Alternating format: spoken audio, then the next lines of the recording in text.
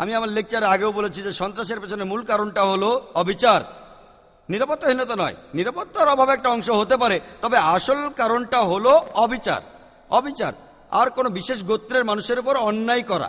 আপনি যদি গতকালের সানডে মিডের খবরটা পড়ে থাকেন, 9/11 উপলক্ষে লেখা, একজন খুবই বিখ্যাত লোক যার নাম উইলিয়াম, তিনি সেখানে একটা উপদেশ দিয়েছেন যে মূল কারণ হলো অবিচার আর কোনো গোত্রের উপর অন্যায় করা। আর তিনি বোম্বের কর্তৃপক্ষের সাথে একমত যে এটা হতে পারে কাশ্মীর বিদ্রোহীরাই বোম্বেতে বিস্ফোরণটা ঘটিয়েছে। কিন্তু তিনি বলেছেন এর কারণটা কি?